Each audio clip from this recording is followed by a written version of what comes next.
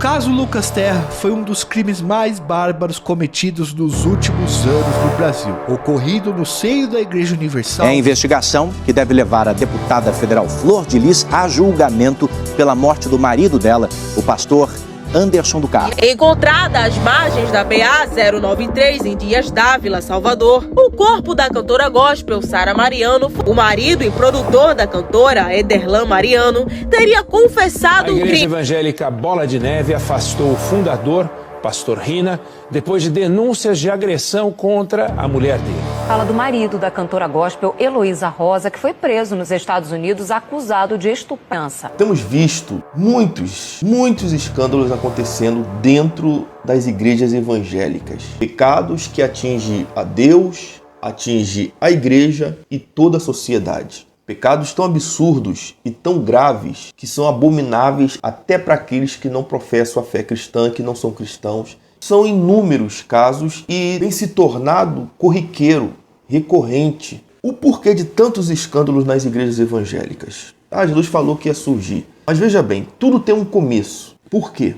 Ao longo dos últimos anos, 20, 30, 40, 50 anos, foram surgindo no cenário evangélico inúmeras denominações. Muitas denominações surgiram e eu posso afirmar com certeza aqui para vocês que 99% dessas igrejas que foram surgindo são resultado de brigas, disputas, porfias, divisões, de contenda. Os líderes que abriram essas igrejas, eles já saíram da onde eles estavam brigado com um líder que estava lá, romperam e ele resolveu abrir seu próprio ministério. E a justificativa e a defesa sempre é a mesma: obra de Deus. É a obra de Deus. Ninguém pode impedir o meu ministério. É o meu ministério, é a obra de Deus. Mas a maioria, não vou generalizar, mas a maioria são mal intencionados, estão com segundas intenções. A maioria não estão pensando em nada no reino de Deus, muito pelo contrário, vão usar o reino de Deus, vão usar o nome de Jesus para alavancar o seu negócio, porque essas igrejas são verdadeiramente negócio. E não precisa ser tão inteligente para entender, porque está na nossa cara, só a gente querer ver. Como as igrejas eram abertas? As igrejas eram abertas fruto da evangelização. Não tinha igreja em cada esquina, como nós vemos hoje nas grandes cidades. Por exemplo, aqui no Rio de Janeiro, cada rua que você entra tem 2, 3 igrejas. Bairros tem 30, 40 igrejas. Não existia isso. Então, eram pouquíssimas igrejas. Igrejas que eram respeitadas, honradas. Então, a partir da evangelização, abria-se as igrejas. As pessoas, os cristãos, iam evangelizar em determinadas cidades, bairros, e ganhava-se alma para Jesus de verdade. Então, para assistir esses novos crentes, esses novos convertidos, abria-se uma congregação naquela região onde não havia igreja, para contemplar esses novos evangélicos, esses novos cristãos que agora estão chegando para a fé cristã, porque não havia igreja em cada lugar, em todo que é lugar, em cada rua. Então era assim que as igrejas eram abertas e por esta razão, para assistir os novos evangélicos, novos convertidos em determinadas regiões. Muito semelhante com o que acontecia no início da igreja, lá no primeiro século. Os apóstolos iam evangelizar províncias, cidades, e conforme eles evangelizavam, pessoas se convertiam a Cristo e ali se estabelecia a igreja, a comunidade de cristãos. Hoje não é mais assim, ou quase não se vê isso. As igrejas hoje são abertas fruto de contenda, de divisão, de fragmentação. É por isso que você vê na mesma rua 2, 3 igrejas evangélicas. Aí a pergunta que eu sempre faço: se somos irmãos em Cristo, filhos do mesmo Pai, pertencendo ao mesmo reino, por que razão, qual o sentido disso, de na mesma rua, às vezes de frente para outra, uma igreja evangélica? Porque que cada um quer abrir o seu espaço. A visão não é mais de reino, é de negócio. É por isso que hoje, em uma mesma rua, você pode encontrar 3, 4, 5 igrejas evangélicas. Como as igrejas são abertas desse jeito, esses líderes que abrem essas igrejas, eles necessitam chamar as pessoas, seguidores, adeptos para suas igrejas. Porque eles precisam provar para o ministério de onde eles saíram, para as outras igrejas e para a própria sociedade, que aquilo que ele está fazendo tem a aprovação de Deus. E a melhor maneira de se provar que Deus está no negócio, na mente dessas pessoas, desses líderes, é quando a igreja enche. A igreja está lotada, significa que Deus está abençoando, que Deus está no negócio. E como eles fazem para encher essas igrejas? A partir de quê? De como eles fazem isso? Pregando o evangelho genuíno, puro, bíblico do Senhor Jesus? Não. Eles fazem o quê? Eles começam a inventar. Fazem o quê? Campanhas de curas. Aí todo mundo que está doente, vou fazer uma campanha. Prosperidade, para receber casa, receber carro, arrumar casamento. Porque essas coisas atraem pessoas. O evangelho de Cristo só vem quem realmente é escolhido, porque a porta é estreita. E o evangelho que esses caras pregam aí, esses líderes, não é evangelho de porta estreita, é evangelho de porta larga. E esse evangelho é falso. E se o evangelho é falso, vai haver o quê? Falsas conversões. Se não é uma igreja bíblica, é uma igreja falsa, que é mais negócio do que igreja. Se o que é pregado lá é apenas para trazer seguidores para a igreja, o templo encher, não tem propósito de ganhar almas para o reino de Deus. Tem propósito de chamar pessoas para aquele reduto, para aquela denominação. Então tudo isso é falso. Um falso evangelho é pregado. Se é um falso evangelho que está sendo pregado, qual é o resultado? Falsas conversões. Aí eles chamam cantores, pregadores, fazem campanhas, eventos na igreja, aí pinta o templo com a parede preta, bota luzes, fumaça, né? O espaço parece mais uma casa de show, uma boate, do que um local onde está se cultuando a Deus, né? Eu não estou aqui dizendo que se pintar a parede de preto, de rosa, sei lá, de amarelo, é pecado. A questão aqui não é essa. A questão é a intenção por trás de tudo isso. Que tudo que é feito lá é para entreter pessoas, para divertir pessoas, massagear ego de pessoas. E como uma falsa igreja pregando um falso evangelho vai gerar falsas conversões, é aí que mora o perigo. Jesus disse que pelo fruto nós conheceríamos a árvore. É pelas ações dessas pessoas, pelas obras, pelo comportamento, as atitudes, o estilo de vida, a cosmovisão. É por isso que vamos saber que são falsos cristãos. É desse ambiente, desse contexto que surgem os escândalos. Às vezes, trocaram até de religião, saíram de uma religião e agora, poxa, eu gostei daquela igreja ali, aquela igreja é bacana, me identifiquei com ela, me simpatizei com ela, gostei da música, vou lá. Aí lá o ego dela é massageado, mensagens coaches e essa coisa toda que nós temos visto por aí. Então, se não há uma conversão genuína, as pessoas não foram regeneradas, não nasceram de novo, não se tornaram nova criatura. E se não se tornaram nova criatura, o que aconteceu? O que acontece? O velho homem ainda está lá. E se o velho homem ainda está lá, mesmo ela carregando uma Bíblia debaixo do braço, isso significa que as obras dessa pessoa será uma obra, né, de quem ainda não se converteu. E isso aqui não é nenhuma acusação não, que eu estou fazendo não. Não estou criticando ninguém aqui. Isso é uma autocrítica. Isso serve para mim mesmo e eu estou apenas relatando o que a Bíblia diz, o que o Senhor Jesus ensinou. E é desse contexto, desse ambiente que surgem os escândalos. Porque, irmãos, eu vou dizer uma coisa para vocês. Esses absurdos que nós estamos vendo dentro de igrejas, que são crimes contra a lei da sociedade, inclusive, e não só contra Deus, contra a palavra de Deus, esses absurdos é inadmissível um cristão genuíno cometer, praticar. Um cristão genuíno, verdadeiro, que nasceu de novo, que foi regenerado, que foi justificado, que tem nele o Espírito Santo de Deus, cometer tamanhos absurdos. É impossível. É impossível. Então um cristão genuíno e verdadeiro não peca? Peca. João diz assim, filhinhos. Filhinho significa filhos de Deus. Membros do corpo de Cristo. Filhinhos, não pequeis, mas se pecardes, tendes um advogado. O crente peca. Mesmo sendo regenerado, ele vai tropeçar muitas vezes, vai errar. Nós ainda habitamos num corpo corruptível, um corpo ainda mortal. Então, nós pecamos, nós falhamos, nós erramos. Agora, existem níveis de pecado que são abomináveis, que é impossível um cristão verdadeiro e genuíno praticar. Então por que a gente vê essas coisas dentro da igreja? Porque não é praticados por esses cristãos verdadeiros. são cometidos por falsos cristãos, que é muito difícil de você identificar. É por essa classe, que não são poucas, são a maioria de falsos cristãos, falsos evangélicos. Esses escândalos absurdos, que são crimes, como nós temos visto constantemente, homicídio, e tantos outros. Um cristão genuíno, que tem o Espírito de Deus, que tem a palavra de Deus, não comete essas coisas. Nós pecamos em várias situações, mas dessas abominações, um cristão verdadeiro não comete. Por que eu vejo acontecer nas igrejas? Porque é cometido por falsos cristãos. Usam o nome de Jesus, faz as mesmas coisas, às vezes, que um cristão verdadeiro faz. Por isso que é difícil você distinguir. E aí o ímpio, claro, a imprensa, a mídia, na hora que essas coisas absurdas acontecem, põe todo mundo no mesmo pacote. Na carta de Paulo aos Coríntios, a primeira carta, lá no capítulo 5, nós vemos o famoso caso, daquele homem que se deitou com a madrasta, a mulher do próprio pai. Paulo, quando ficou sabendo, ele ficou estarrecido. Ficou estarrecido com aquela situação e falou, como pode?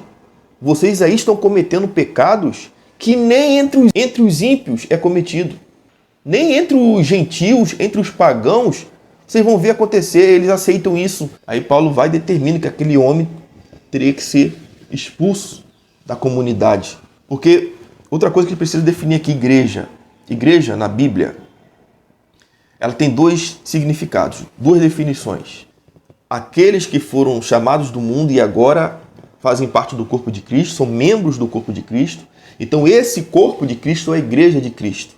Todos os verdadeiros crentes regenerados, que nasceram de novo, se tornaram novas criaturas, que agora são membros do corpo de Cristo. Esse corpo de Cristo é a igreja de Cristo.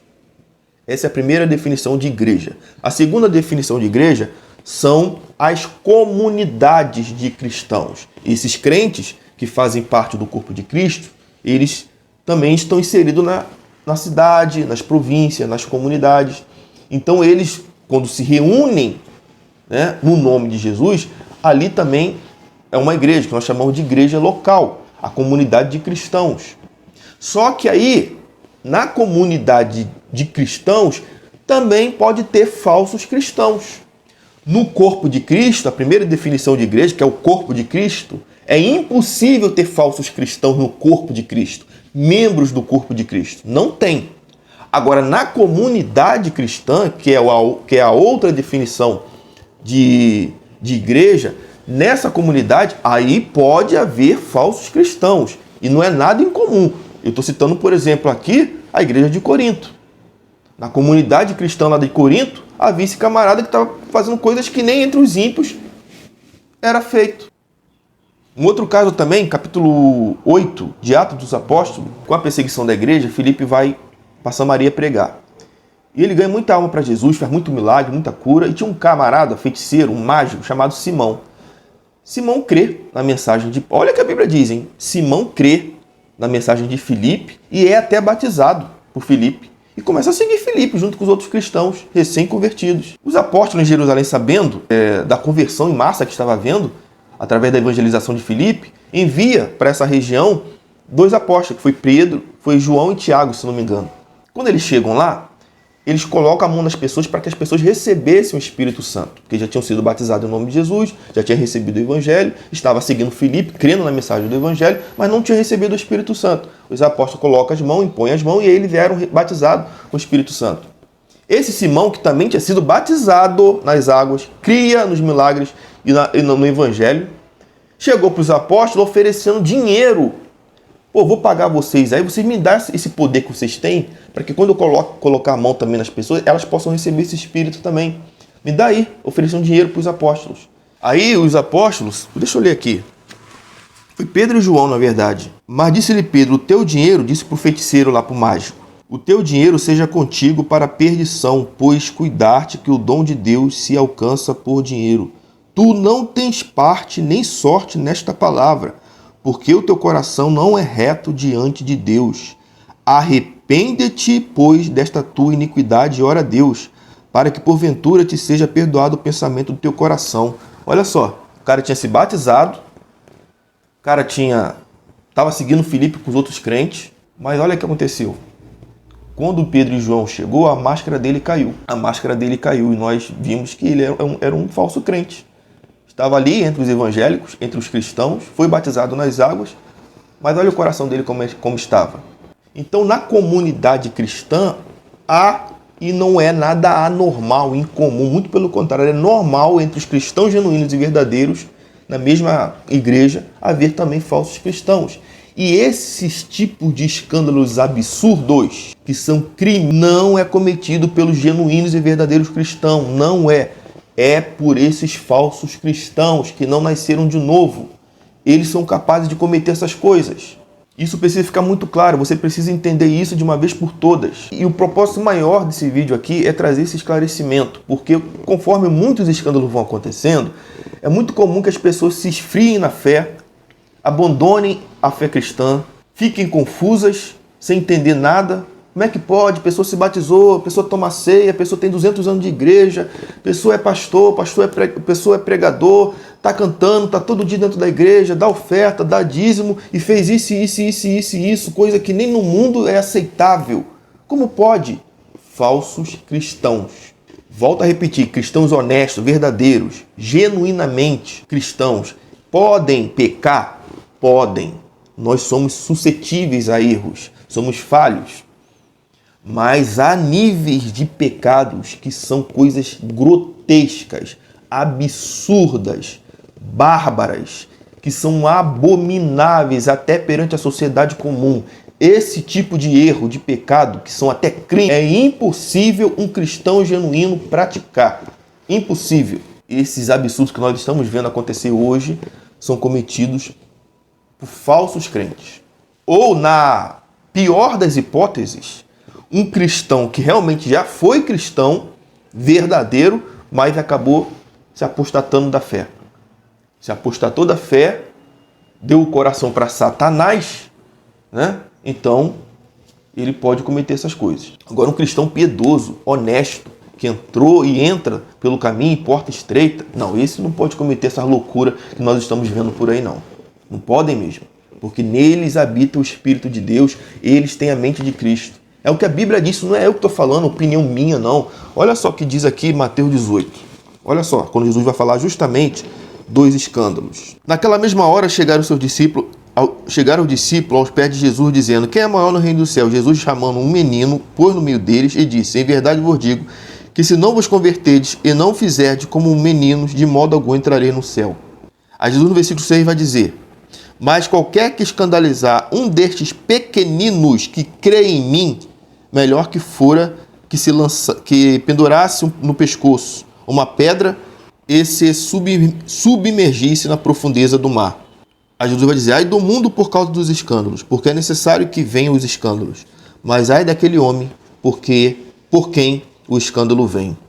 Porque qualquer que escandalizar um desses pequeninos, quem são os crentes aqui? Quem comete os escândalos ou os pequeninos que creem em Jesus? Esses que creem em Jesus são genuínos e verdadeiros cristãos. Não é deles que vêm os escândalos que Jesus está dizendo aqui. Não é dos cristãos. Ai daquele por quem vem o escândalo. Qualquer que escandalizar um desses pequeninos ou um desses cristãos verdadeiros, é melhor que pendure uma pedra no pescoço e se precipite no mar. Então está muito claro aqui que os pequeninos, que Jesus fala que é a igreja, os seus filhos, seus discípulos, não são eles que cometem os escândalos. E tomem cuidado, porque o falso cristão, que vai frutificar negativamente, dá frutos podres, muitas vezes esse fruto, eles não nascem rapidamente, não. Eles não dão fruto assim de uma hora para outra, não. Eles demoram. Então, por essa demora, muitas vezes, não, aquele crente ali, aquele irmãozinho ali é de Deus mesmo. Aquele pastor ali, aquele líder é de Deus mesmo. Por quê? Porque ele não deu fruto podre ainda. Porque não chegou o tempo. Mas logo vai chegar o tempo, porque não fica nada encoberto diante de Deus, e ele vai dar o fruto. E na hora que ele der o fruto, pelo fruto, vamos ver que espécie de crente a gente estava lidando. Então precisamos ter muito cuidado. Precisamos conhecer quem está do nosso lado e que nós damos a paz do Senhor. Aquele que está no púlpito pregando para a gente. Observe os frutos. a índole, cosmovisão, estilo de vida, como é na família, como é na escola, como é na empresa que trabalha, na sociedade, como os vizinhos os vê. É assim, para não sermos surpreendidos, pegos de surpresa por aqueles que nós tínhamos como consagrados e ungidos de Deus. Na verdade, não eram. Como não tinham dado fruto ainda, nós tínhamos como verdadeiros cristãos. Mas logo, Deus mostra quem são através do fruto que vão dar. Aí muitas vezes nós ficamos surpresos. Nossa, como pode? O irmão era tão abençoado. Nossa, o irmão era tão isso e aquilo. Muito cuidado, irmãos. Muito cuidado. Eu sei que é muito difícil distinguir o que é o trigo, o que é o joio, o que é o verdadeiro, o que é o falso.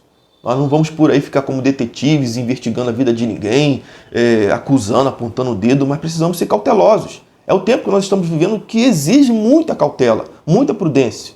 As 7 igrejas da Ásia, igrejas que João mandou cartas, registradas lá nos primeiros capítulos de Apocalipse, eram comunidades de cristãos, não eram denominações evangélicas, eram comunidades de cristãos nas províncias da Ásia. E nessas comunidades, pode ver lá depois, capítulo 1 e 2 de Apocalipse, as 7 igrejas da Ásia.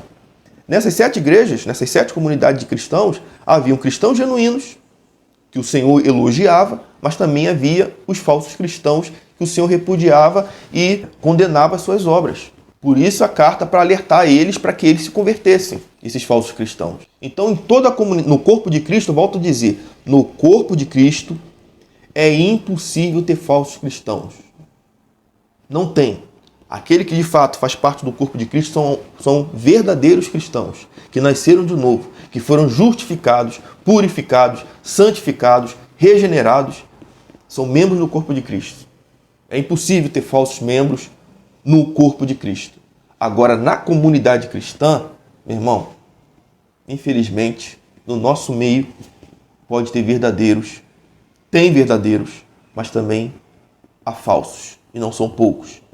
Eu posso até dizer, com toda certeza, é a maioria, infelizmente. E é por esses que acontece crime. Nesse vídeo, citando um texto muito conhecido pela igreja, que Jesus disse assim, nem todo aquele que diz Senhor, Senhor, entrará no meu reino. Muitos naquele dia dirão, Senhor, profetizei em teu nome, expulsei demônios em teu nome. E Jesus vai dizer o quê? Nunca vos conheci. Apartai-vos de mim, vós que praticais a iniquidade. Bom, agora você sabe de onde surgem esses escândalos terríveis. Bom, esse é o vídeo de hoje, um vídeo um pouco longo, mas muito necessário, porque o que importa nesse vídeo é essa mensagem que eu quis trazer para vocês. Compartilhe esse vídeo com outras pessoas. Deixa o like aí para nos ajudar, para o YouTube entender que o vídeo é bom e passe para frente o vídeo. Você que não inscreveu no canal, inscreva no canal, ative as notificações. Deixa aqui embaixo a opinião de vocês, o comentário de vocês também, que é muito importante, tá? Deus abençoe vocês, até o próximo vídeo, querendo Deus.